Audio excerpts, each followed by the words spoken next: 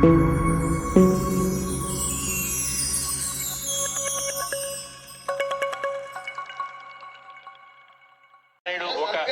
అసలు మాట్లాడతాం కదా నాకు అట్లేదు. ఇప్పుడు మా నాయకుడు ఒకసారి కేటగారికల్గా చెప్పిన తర్వాత వాళ్ళతో పొత్తు పెట్టుకున్నాడు వీళ్ళతో పొత్తు అంటే లక్ష్మీనారాయణ గారు గత ఎన్నికల్లో మీరు పొత్తు పెట్టుకుని వెళ్లి అలయన్స్ తోటి వెళ్లిన ఒక మాజీ ముఖ్యమంత్రిని మీరు వాడు అని సంబోధించడం ఎంతవరకు కరెక్ట్? ఇప్పుడు మర్యాద ఉంటే మర్యాదగా మాట్లాడతామండి. మర్యాద తప్పి మా మీద రోజు అబండాలు వేస్తుంటే ఏం మాట్లాడతాం చెప్పండి. సరే, ఇంతటితో కట్ చేద్దాం. అర్థమైంది కదా. ఇప్పుడు నేను చెప్పదలుచుకుంది ఏంటంటే, నేను పవన్ కళ్యాణ్ గారిని తిట్టడానికి, చంద్రబాబు నాయుడు గారిని తిట్టడానికి మాత్రమే మంత్రి పదవి ఇచ్చారనేటువంటి మాట నారా చంద్రబాబు నాయుడు గారు పక్కన కన్నా లక్ష్మీనారాయణ గారిని పెట్టుకుని మాట్లాడడం ఏమన్నా సమంజసమా అని అడుగుతా ఉన్నా. ఎస్, నేను అనేక సందర్భాలలో నారా చంద్రబాబు నాయుడు గారిని విమర్శ చేశా, అనేక సందర్భాలలో పవన్ కళ్యాణ్ గారిని విమర్శ చేశా. గమనించమని మనవి చేస్తున్నా, రాష్ట్ర ప్రజల్ని గమనించమని మనవి చేస్తున్నా. ఓ తెలుగుదేశ కార్యకర్తలారా, మీరు కూడా గమనించమని మనవి చేస్తున్నా. ఏ రోజుని నేను వాడు వీడు అని పదజాలమే వాడలేదు. నారా చంద్రబాబు నాయుడు గారు అనే మాట్లాడా. నా మీద ప్రత్యర్థిగా ఉన్నటువంటి కన్నా లక్ష్మీనారాయణ, నీ పక్కన ఉన్నటువంటి కన్నా లక్ష్మీనారాయణ గారు ఏం మాట్లాడాడో చూశావుగా. వాడేవాడండి, చంద్రబాబు వాడండి అని మాట్లాడుతుంటే పాప మా యాంకర్ కొద్దిగా సంస్కారవంతుడు. ఏమండి, 14 సంవత్సరాలు ముఖ్యమంత్రిగా ఉన్నటువంటి వ్యక్తిని మీరు వాడు వీడు అంటాం సమంజసం అంటామండి. వాడు వీడు అనిపించుకునే స్థాయికి దిగజారిపోయాడు. ఆయన దిగజారులా, వీడు దిగజారాడు. ఇది విషయం. వాడు వీడు అనేటువంటి మాటలు, పదజాలాన్ని వాడినటువంటి దుర్మార్గమైన రాజకీయవేత్తను పక్కన పెట్టుకొని నన్ను ఓడించమని చెప్తున్నామంటే ఏం సిగ్గుందా లేదా అని అడుగుతా ఉన్నా. ఎక్కడ మాట్లాడినా కన్నా లక్ష్మణ్ గారు ఇందాక నేను చూపించినటువంటి దానిలో అప్పుడు బీజేపీ అధ్యక్షుడు పొత్తు గురించి కూడా మాట్లాడాడు. పొత్తు పెట్టుకొని మమ్మల్ని సమాధి చేశాడు అని మాట్లాడాడు. అమిత్ షా పొత్తు లేదు అని చెప్పాడని చెప్పారు. సరే, ఇప్పుడు ఈ పార్టీలో లేడు కాబట్టి అతను అడగటానికి లేదు. ఈ పార్టీలో లేడు కాబట్టి బీజేపీ గురించి ఆయన అడిగే అవకాశమే లేదు. ఎందుకంటే ఇప్పుడు పార్టీ మారాడుగా, బీజేపీ అధ్యక్షుడిగా ఉండి పార్టీ మారి ఇవాళ చంద్రబాబు సంకెక్కి సత్యనపల్లిలో నా మీద పోటీ చేసి నన్ను అనవసరమైన మాటలు అనేటువంటి పరిస్థితికి చంద్రబాబు నాయుడు గారిని తీసుకొస్తే ఏమనాలి అంటున్నా. వాడు వీడు అని దూషించినటువంటి కన్నా లక్ష్మీనారాయణని పక్కన పెట్టుకుని నా మీద విమర్శలు చేసేటటువంటి నైతిక అర్హత ఓ నారా చంద్రబాబు నాయుడు నీకు లేదు అని మనవి చేస్తున్నా. నేను మనవి చేస్తున్నా, ఒక్కరితోనే ఉంటా నేను, ఒక పార్టీతోనే ఉన్నా నేను. రాజశేఖర రెడ్డితో ఉన్నాను, తర్వాత జగన్మోహన్ రెడ్డితో ఉన్నాను, అలాగే ఉంటాను. ఒక పార్టీలో చేరి ఆ పార్టీకి కన్న వేసి మరొక పార్టీకి వెళ్లేటటువంటి నీచమైన రాజకీయ మనస్తత్వం లేనటువంటి వ్యక్తిని అని కూడా ఈ సందర్భంగా నేను చెప్పదలుచుకున్నా. విమర్శలు మరింతగా చేస్తా, ఘాటుగా చేస్తా, కానీ వాడు వీడు అనే బూతు పదజాలాన్ని నేను వాడను. వాడనంటే వాడను. చంద్రబాబు నాయుడు గారు నేనేదో అన్నాను, బావురుమని ఏడ్చాడు. నేను అనలేదురా బాబు అంటే వినలా. తర్వాత తెప్పించుకున్నాడు. మీరు చూశారుగా, బావురుమని ఏడుస్తూ ఉంటాడు. అది నేనే అన్నానని, నేను అనలేదని తెలుసుకున్న తర్వాత మళ్ళా మాట్లాడు. ఇది ఉన్నటువంటి పరిస్థితిని మనవి చేస్తున్నా. ఆయనే కాదు, నారా కుటుంబం మొత్తం ఏడ్చేసింది.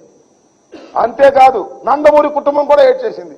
రాంబాబు దొంగ, రాంబాబు అన్నాడని. అన్నదేమో ఎవరో అంటే నా మీద రుద్ది ఈ విధంగా చేస్తున్నాను. నేను ఒక మాట చెప్తున్నా, నేను మీడియాలో చేసేటటువంటి విమర్శలు చాలా సహేతుకంగాను, ధర్మంగాను, గౌరవంగాను ఉండే విధంగా ప్రయత్నం చేస్తాను. అప్పుడప్పుడు నన్ను ఆంబోత్ అంటే చంద్రబాబు ఆంబోతులకు ఆవుల్ని సప్లై చేసేటటువంటి వ్యక్తి అని కూడా అంటాను. అది రియాక్షన్ తప్ప నేను అనేటువంటి మాట కాదనేది కూడా ఈ సందర్భంగా నేను మనవి చేస్తున్నాను. వచ్చాడు సత్యనపల్లి, ముగ్గురు మా ఓల్డ్ ప్రోడక్ట్సే, కొత్త వాళ్ళు ఏం కాదు. మా పార్టీ మా పార్టీలో పుట్టి పెరిగి ఆయన సంకెక్కారు. మళ్ళీ ఆ పార్టీలో వాళ్ళు ఉంటారో లేదో తెలియదు. ఓడిపోయిన తర్వాత వెళ్ళిపోతారు. జగన్మోహన్ రెడ్డి గారి దెబ్బకి తెలుగుదేశం తట్టుకునే పరిస్థితే లేదు. ఈ రాష్ట్రంలో 175 కొట్టి జగన్మోహన్ రెడ్డి గారు ముఖ్యమంత్రి కాబోతున్నాడు. మీరు చూడండి, సర్వేలు చాలా స్పష్టంగా చెబుతున్నాయి. తెలుగుదేశానికి చెందినటువంటి వ్యక్తులు సర్వేలు చేసినా కూడా జగన్మోహన్ రెడ్డి ముఖ్యమంత్రి కాబోతున్నాడని చాలా స్పష్టంగా అర్థమైపోయిన తర్వాత ఈ ఫ్రస్ట్రేషన్ లో అలా కనిపిస్తున్నారు. నేను ఒక సామెత ఉంది, కాపురం చేసేవాడి కళ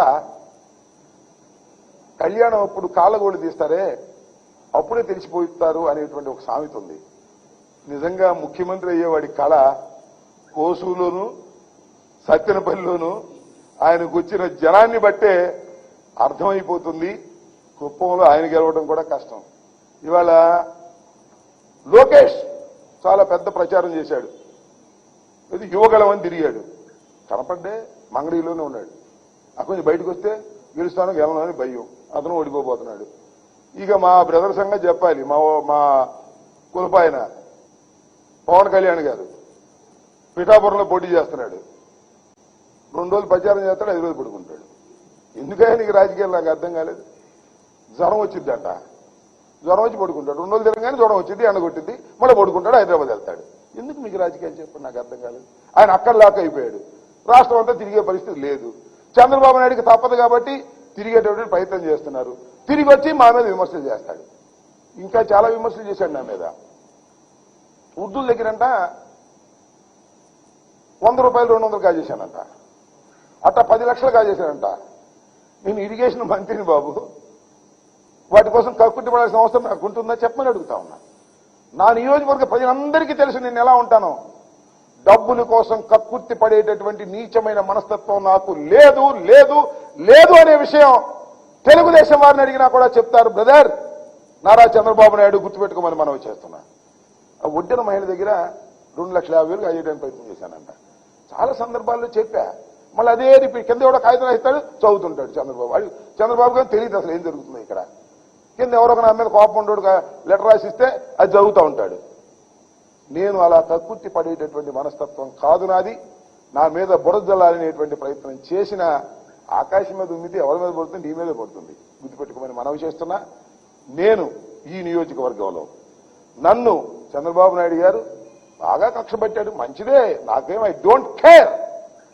ఎందుకంటే నేను అసెంబ్లీలో కూడా బ్రహ్మాండంగా మాట్లాడతానని, నా మాటకు ఆయన సమాధానం చెప్పలేడని, బయట ప్రెస్ మీట్లో కూడా నేను బాగా మాట్లాడతానని, దానికి సమాధానం కౌంటర్లు ఇవ్వలేరు కాబట్టి నన్ను ఏదో ఒక విధంగా శాసనసభకు రాకుండా అడ్డుకోవాలనేటువంటి ప్రయత్నంతో మా పార్టీలో, కాంగ్రెస్ పార్టీలో ఉన్నటువంటి వస్తాదిని తీసుకొచ్చి నాకు ముందు పోటీ పెట్టారు. అనేక పార్టీలు మాడొచ్చినటువంటి వ్యక్తి, నిన్ను అడ్డగోలుగా తిట్టినటువంటి వ్యక్తి. తెలుగుదేశం వాళ్ళు కూడా చెప్తున్నా, ఆయన అన్ని పార్టీలకు కన్నాలు వేశాడు. మీ పార్టీలో కూడా ఉంటాడు అనుకున్నారా? ఏమీ లేదు. తెలుగుదేశంలో అతను ఉండే ప్రశ్నే లేదు. ఓటమి పాలవగానే మళ్ళీ ఎక్కడో కూడా చెక్కేస్తాడు. గుర్తుపెట్టుకోమని మనవి చేస్తున్నా. అలాంటి వ్యక్తిని తీసుకొచ్చి నా మీద పోటీ పెట్టి నన్ను ఓడించాలనేటువంటి ప్రయత్నం చేస్తున్నారు. అనేకమైన గోబల్ ప్రచారాలు చేస్తున్నారు.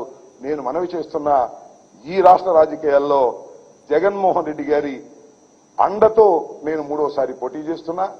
ఇక్కడ నా ప్రజలు నన్ను ఆశీర్వదిస్తారనేటువంటి ప్రగాఢమైన విశ్వాసంతో ఉన్నా నేను. ఎందుకంటే 5 సంవత్సరాల పరిపాలనలో నేను ఎక్కడ గణనీయమైన తప్పులు చేయలేదు. కాబట్టి ప్రజలు నా పక్షాన ఉంటారని నేను పూర్తిగా విశ్వసిస్తున్నా. మంచి మెజార్టీతో నేను గెలుస్తాననేటువంటి నమ్మకం కూడా నాకుంది. అనేకమైన ఆరోపణలు నా మీద చేస్తున్నాడు నారా చంద్రబాబు నాయుడు గారు. ఆ ఆరోపణలు దయచేసి నమ్మవద్దని, వాస్తవాలు మీ అందరికీ తెలుసని నేను ఈ సందర్భంగా చెప్పదలుచుకున్నాను. నాకు క్యూసిక్లు లేదా టీఎంసీలు లేదా ప్రాజెక్టులు ఏదో క్విజ్ మాస్టర్లుగా నాకు క్విజ్ పెడతాడేమో నాకు అర్థం కాల. రమ్మంటున్న చర్చకి రా నారా చంద్రబాబు నాయుడు, కమాన్, ఎన్నికల్లోనే చర్చిద్దాం. పోలవరం ఎందుకు పూర్తి కాలేదు? అది నా తప్పిదమా, ఈ ప్రభుత్వ తప్పిదమా, లేక చంద్రబాబు నాయుడు గారు తప్పిదమా తేల్చుకుందాం రమ్మని అడుగుతా ఉన్నా. దిక్కుమాలినటువంటి పనులు చేసినటువంటి వ్యక్తి నారా చంద్రబాబు నాయుడు గారు. భజన చేయించాడు, గుర్తుందా మీకు? పోలవరం పోలవరం పోలవరం అని భజన చేయించాడు. గేట్లు పెట్టకుండా భజన చేయించాడు. స్పిల్వే కంప్లీట్ కాకుండా భజన చేయించాడు. కాఫర్ డ్యాములు కంప్లీట్ కాకుండా భజన చేయించాడు. డైవర్ట్ కాకోకుండా, నది డైవర్షన్ లేకుండా భజన చేయించాడు. కమాన్, దమ్ముంటే రా, చర్చిస్తా. పోలవరం నీ అసమర్థత వల్ల, నీ ఆలోచన విధానం వల్ల, నీ డబ్బు కక్కుర్తి వల్ల, ఇప్పుడు మీ మోడీ గారు చెప్పినటువంటి ఏటీఎం గా నువ్వు ఓడుకోవడానికి ప్రయత్నం చేసినందువల్లే పోలవరం దెబ్బతింది.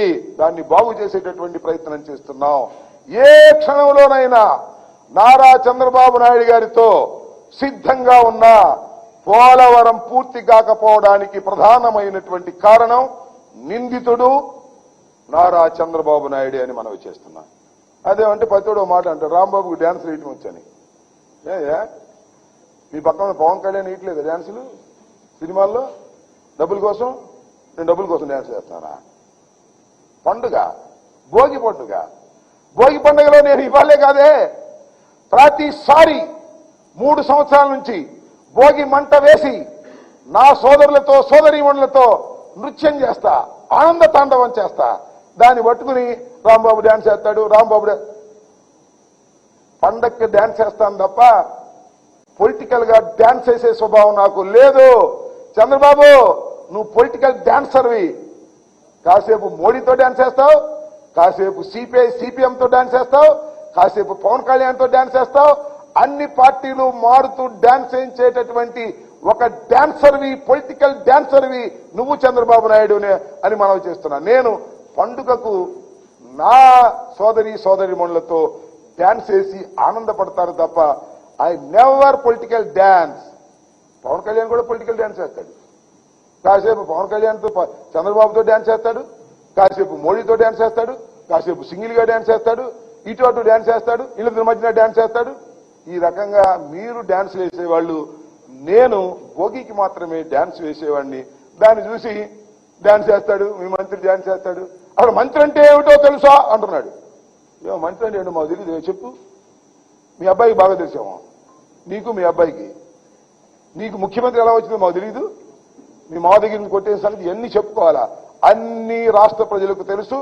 అందుకని నువ్వు ఈ దెబ్బతో తెలుగుదేశం దివాళా తీయబోతుంది. మళ్ళా తెలుగుదేశం చరిత్రలో కనపడదు, బీజేపీలోకి సర్దుకుంటుంది. ఇది అందరికీ తెలిసినటువంటి విషయమే.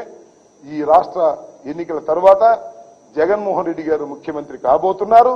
ఆ ముఖ్యమంత్రి అయిన తర్వాత చంద్రబాబు నాయుడు గారు వెళితే జైలు కన్నా వెళతారు, లేకపోతే మోడీ గారి పార్టీలో విలీనమైనా చేస్తాడు. ఇవాళ నేను చెప్పాను. Please underline this point. ఇది ఖచ్చితంగా జరుగుతుందని కూడా ఈ సందర్భంగా చెప్పదలుచుకున్నాను.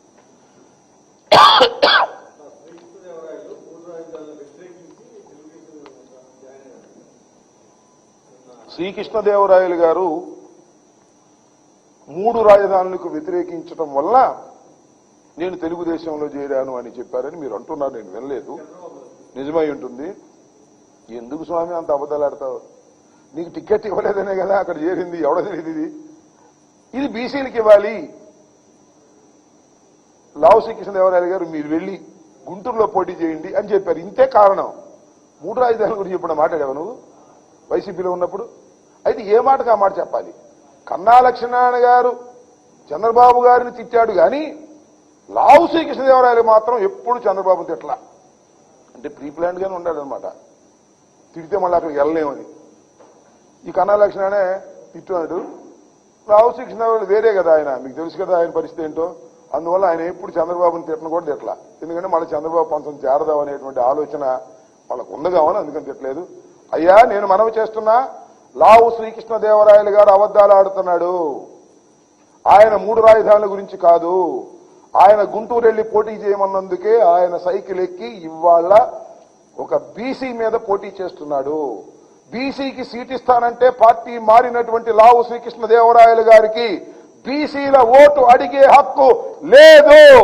ఏ ఒక్క బీసీ కూడా ఓటు వెయ్యడు. తుక్కుగా అత్యధికమైనటువంటి మెజార్టీతో అనిల్ యాదవ్ గెలవబోతున్నాడు. తుక్కుగా లావు శ్రీకృష్ణదేవరాయలు గారు ఓడిపోబోతున్నారు. రాసుకోమని కూడా ఈ సందర్భంగా చెప్పదలుచుకున్నాం. ఇంకా ఓకే, థ్యాంక్ యూ.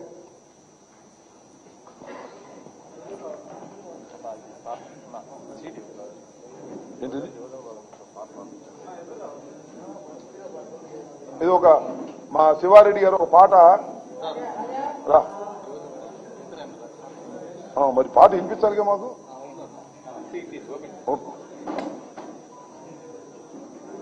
ఎవరి మీద? నా మీదనా? రైట్.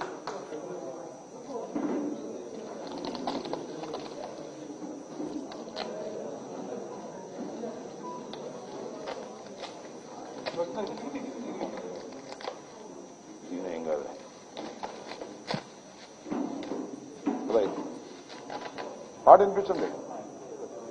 మరుగున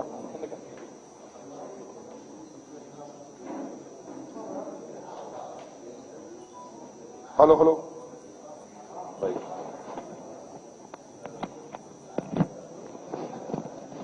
పాట వినిపిస్తావా?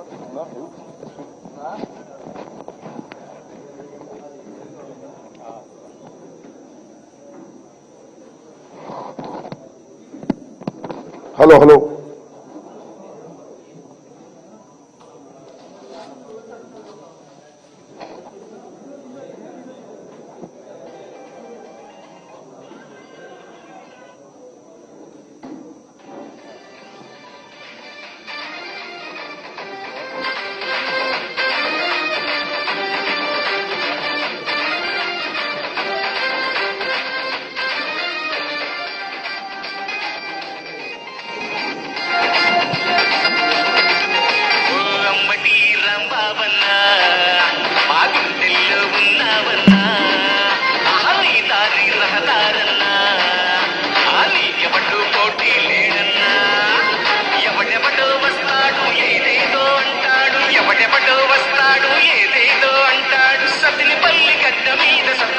నాయకుడు అడుగడుగు రంబాబన్న రంబాబన్న అమ్మడి రంబాబన్న నీ మాటి మా మాట రంబాబన్న రంబాబన్న అమ్మడి రంబాబన్న మా ఓటు నీకేలే రంబాబన్న.